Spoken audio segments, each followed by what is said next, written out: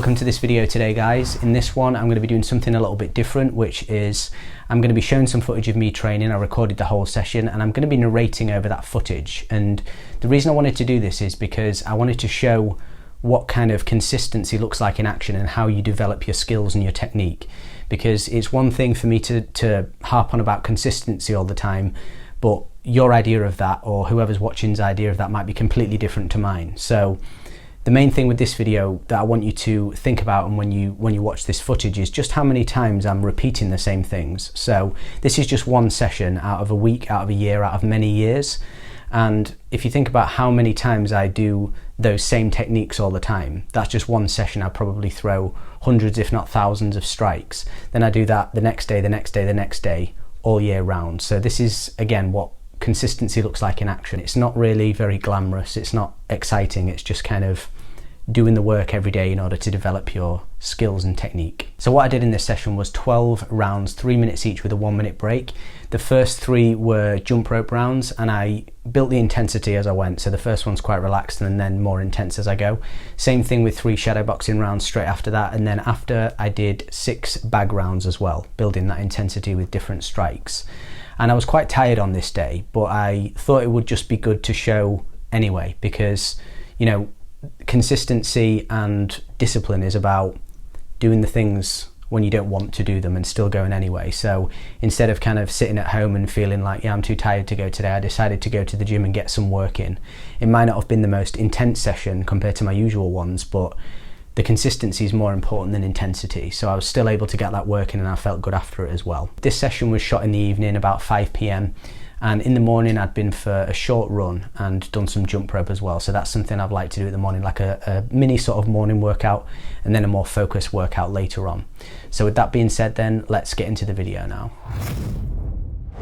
So for round 1, I'm just doing some jump rope just to get myself in a nice warm state. So I do 3 rounds of this, and this first one is really relaxed. I'm not going too fast or anything, doing any complex movements or tricks or anything like that, just getting myself nice and warm.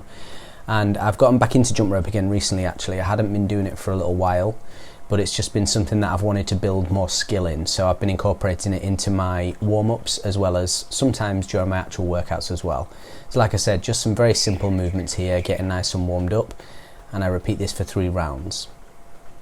Now what I'm doing here is I'm using the jump rope in the middle of waiting for the next round to begin to stretch my shoulders. So I hold the rope and just move my arms forwards and backwards, trying to keep them straight. You often see gymnasts do this as well, and I find that really warms me up well for boxing afterwards. And now I'm also doing some dynamic stretching with my legs, because I am going to be kicking in this workout. Even if I don't kick during one of my training sessions, if I'm doing a boxing day, I'll still do some of these, but just not as many. So this one is jump rope once again, and I'm going into some different movement patterns here as well. Some of the typical, jump rope movement patterns like the boxer hop. Sometimes I like to do this where I'll jump for 4 from both feet and then I'll run for 4 as well. That's a nice little routine to kind of start to build up your pace in it as well. So I'm probably going about 60 to 70% speed now, and obviously as you increase the speed, that brings in more room for error as well. So it's easier to go wrong at a faster pace because of the timing and everything like that. So as you can see here, I'm sort of rotating around while jumping side to side. I just like to kind of play around with different things. These are just some things I sometimes do. As long as you're moving at that pace, you're going to get nice and warmed up. Now I'm just sort of switching my feet, and as you can see here, traversing side to side. So I just kind of go with anything. And I really like this to warm up, because I like things where you're able to build a skill as well as actually warm up. So I find exercises where it's just something very stationary and static to be very boring. I like something where I don't really know that I'm exercising in a sense, and I like to use that because then you're also building a skill as well. So you can see I've started to introduce some double unders there earlier and some crossovers now, just working on some of the basic skills at around that 60 to 70%. And the reason I'm stretching my calves out here is when you start to do this, you will get tightness in the calves, obviously, because there's a lot of those small jumping movements. And that also helps with the boxing as well. So some more dynamic stretching now, going a little bit higher than last time as well, as I'm starting to get more warmed up, getting ready for the main bulk of the workout.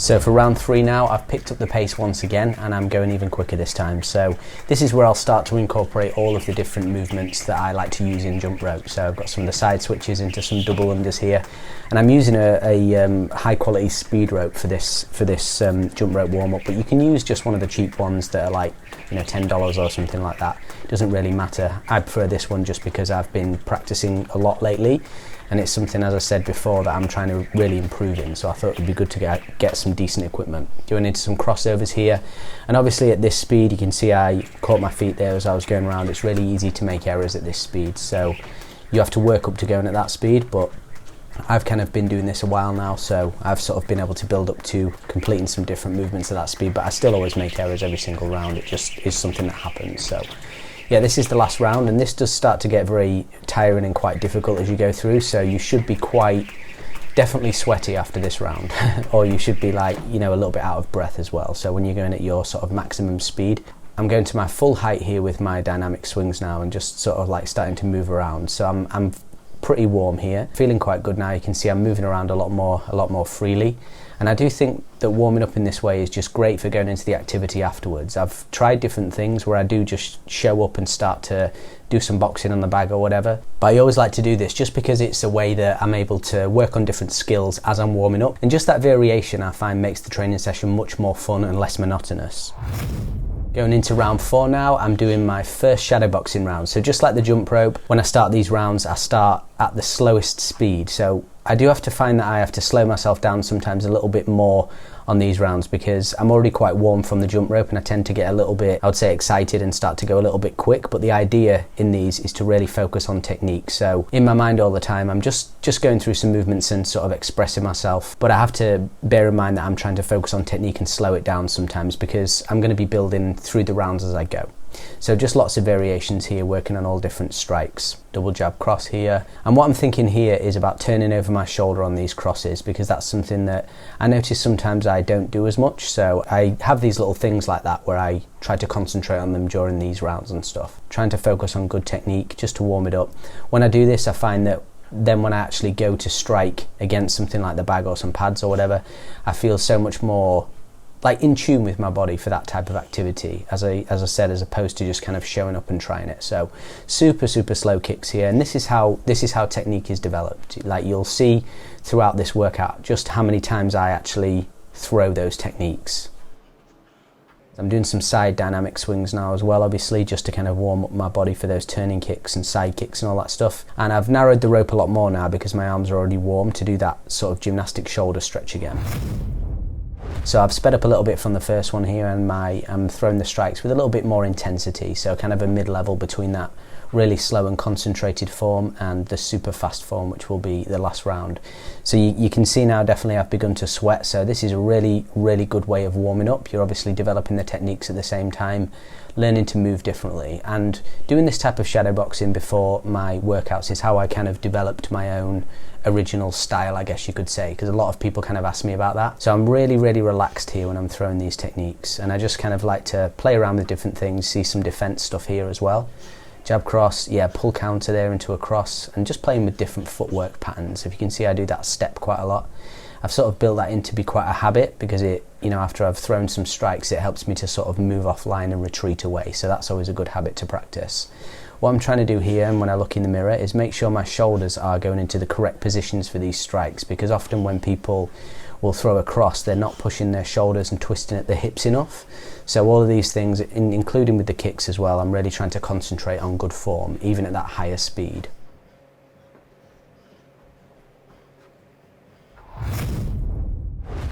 Alright, so for round 6 now, I'm going at a much more intense pace. I'd say this is probably about 85% of my max speed. I'm not going 100% speed because obviously I have to maintain this for the whole length of the round, and I don't just want to have to sit down or anything like that. So even though this is my fastest round, I'm not going at my absolute intensity, and that's for anything as well during this workout. So in order to develop technique at speed, obviously you need to build it up just like I did in the other rounds. So the way I actually train this is how I developed to having that clean and sharp technique at speed. So a lot of people will have nice punches when they're doing them at a snail's pace, but when it comes to speed they start shortening them, they're not putting their shoulders in the correct position and stuff. So you really have to develop it slowly first, and then when you add on speed onto it, because of the muscle memory, it will come out nicely. Just doing a few different combos here, a few more kicks and things, different footwork patterns. So if you can see as well with this, like most of the stuff I'm doing is just really basic techniques, as I'm always like sounding like a broken record and talking about. Other than kind of the spinning kicks, I'm always like do so many jab cross, double jab cross and things like that, jab cross hook. And those techniques are what make up everything else. You know, even like the spinning kicks, like the spin hook kick, the reason I can do it that way is because I've done loads of normal standing hook kicks. And I'm really quite warm at this point now. I think my t-shirt has begun to stick to me somewhat. It's sort of changing colour, and I've had a look through this footage already, and by the end it is a completely different colour. So I'm putting my wraps on now, and what I like to do is I like to roll my wraps backwards. So I roll the Velcro in first, because then you can just put the thumb loop onto your hand straight away. And I like to have sort of no breaks in between this, only the breaks that are planned in. So you want to organise these types of sessions to be as efficient as possible, because then you stay in that warmed up state. So first bag round now, and as you can see here, I'm putting barely any power into these strikes here. I'm just concentrating on technique and building into that momentum. So this is how you get into that flow state, by just moving around like this and really kind of, it's almost should be rhythmic when you're doing it. It's not about just delivering these super hard blows. And I see so many people come into gyms when you can just tell they're inexperienced, because they come in and just throw full power shots straight away with really kind of subpar technique. And it's not about that at all. Like, this is the way that you develop your own individual style and fluidity, is just by moving around like this, because when you throw in those full power strikes, it's going to change the way you move, and you can't develop fluidity that way. So this is why I like to move like this. So second round now on the bag, and I'm doing just a boxing round here. Decided to just do some punches. I think the combo that I was working here was just jab cross or variations of that. So you can see here how I might add a few more different punches on, but I'll always come back to that jab cross. Now you can see here I'm starting to add in some more powerful shots as well, but I'm not moving that weight all the time, which is what I was saying before. You see people come in and they think every shot has to be like that, and that just shows a lack of experience. So you want to be nice and relaxed again still. So when I'm throwing these powerful shots, I'm completely relaxed. I whip them out, retreat them back in, and then I completely relax again. So that's what I was concentrating on this one.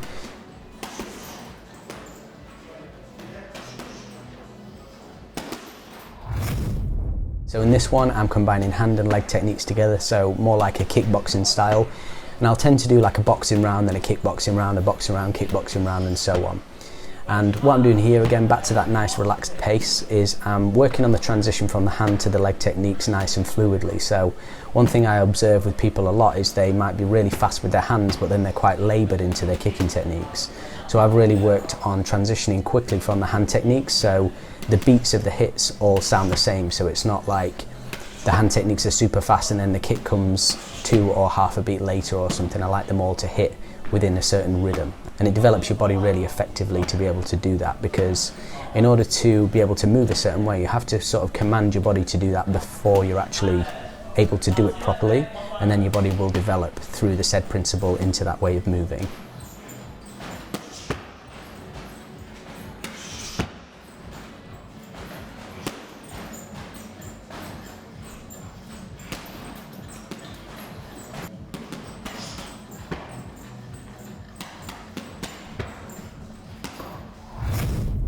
So for this round, the boxing, I decided to work on these tyres, and I really like to do a few rounds on these because they have hardly any give. It doesn't move around very much, and they're very, very hard. So it forces your technique to be more efficient and crisp, because sometimes when you're hitting a bag that's soft, it's got too much give to it, and it changes the way you move. You can't move as efficiently, and it will sap your energy as well. So if your gym has anything like this, they're really, really good to use, but I do understand that not everywhere has this. But this is also something you can even create for yourself in your own garden or something like that. All it takes is some tyres and chains, so you could do that as well.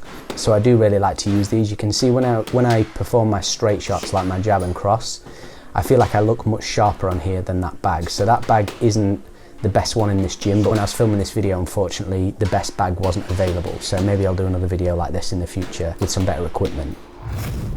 Going back to the kickboxing style again now, combining the hand and leg techniques together. And what I'm doing now, as you can see, is most of the strikes that I'm throwing are considerably quicker than the first earlier rounds. Obviously that's because I'm warmed up now and I'm working on power a bit more. Also adding in some elbows, spinning back kick in there, as well as some different footwork patterns. So this is what I'll tend to do in these rounds, is I'll start nice and loose and lightly with sporadic hits and then start to increase the amount of those that I do throughout the rounds. Also working on some different level stuff here as well, going for that high jab into the mid-level cross. And I've slowed the pace down again a little bit here because I was getting tired from all of the more powerful shots. So that's what I'll tend to do, instead of like stopping the round or just giving up or something, is I'll just bring the pace down a bit until I feel I've recovered for 10 seconds or so, and then kind of start to move again. I find it more important to continuously move than take big breaks where you're not doing anything. In this last round I decided to do more of a kick heavy round and just focus on a lot of different kicking techniques. So I do like to remove the gloves sometimes because it sort of forces your technique to be better. You can't get away with some of the errors that you make if you're wearing gloves. You have to really make sure, you know, your wrists and your knuckles are all in line and things like that when you're boxing without gloves. So that's one of the reasons I like to do that. So you can see here moving nice and fluidly, throwing a range of different kicks. Spinning back kick's one of my favourite kicks. And you can see there I sort of did some lighter ones and then built up in the power as I went. You'll be able to notice from these next clips as well that whenever I kick, I try to sort of move away quickly. So I never kick and just stand there. Can you see there I sort of kicked and then moved back with some footwork? I just have done that as a habit because obviously you don't just want to kick and then stand in place so your opponent can retaliate. So I'm adding some hand techniques again in now, and I do sometimes like to do this after I have been boxing for a while with the gloves, because especially when you start to get sweaty, the gloves fill with water obviously and they begin to become heavier. So removing them, especially when you're tired, because this was the last round, can feel really refreshing and it feels like you get almost a little bit of a speed boost. But as I mentioned, you do have to make sure that your technique's on point so you don't bend your wrists or anything like that, because it's much more dangerous without the wraps. So what you can see me doing now is just some standing hooks from my southpaw stance, some lead hooks, and I do just like to sometimes do this. I've gone back to orthodox again there, just working on different things. So you can see throughout this whole video just how many strikes I've actually thrown, and this is what consistency is. It's just doing the same things and working on those strikes so many times.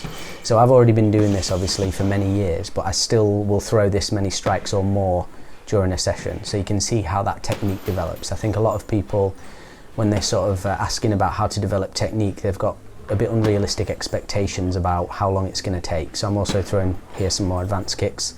But as I was saying, yeah, like I think people have got some unrealistic expectations of how long it takes, but that's why I wanted to show this video to kind of see how many techniques I actually throw in a session. And then finally I cooled down just doing some jump rope techniques again. I think I just did one round of 3 minutes for this or something like that. But as you can see now, I'm very, very sweaty. This has been a good workout, even though it wasn't the most intense, and I was a little bit tired going into it, as I said earlier in the video. But it's all about just that consistency of going to the gym anyway. Literally, unless you're absolutely dead, you can still get some good work in. It doesn't have to be super intense. Just understand what you're doing when you go there. If you go and you're really wanting it to be an amazing session every time, and then when you're tired it's just not going to be that way and you won't feel good about it. But just try to drop those expectations and tell yourself you're just going to go and get some work in, and that's how you build that consistency and that technique over time. Alright, so that was my session for that day, guys. I hope you enjoyed watching it and took some pointers from it. Many people who speak to me and ask me questions will become very disheartened that they're not seeing improvements quick enough. And I think many people's expectations are quite off in that regard. This stuff takes a long time to develop, especially if you've already got quite a few bad habits built into your technique. So not only are you developing a technique from scratch, but you're also having to kind of undo all of the bad stuff that you've got. So it's almost like you have to go back first if you've got that and then build on top of it. So this is where enjoying the process comes into play. You have to really enjoy what you're doing, because if not, you're never going to be able to implement that consistency. If we take something like the jab, for instance, I don't know how many jabs I did throughout that video, but again, that was just one session. I'll do the same thing 6 days a week or something very similar, and then think about how that adds up over a year. It's just an imperceivable number. So this is what consistency looks like in action, guys. So hope you enjoyed that, and thanks very much. And if you wish to book a coaching call with me to kind of build a plan for yourself around your training to kind of work on the areas that you want to focus on, then you can book that in the link below, and I will see you in the next video. Thank you.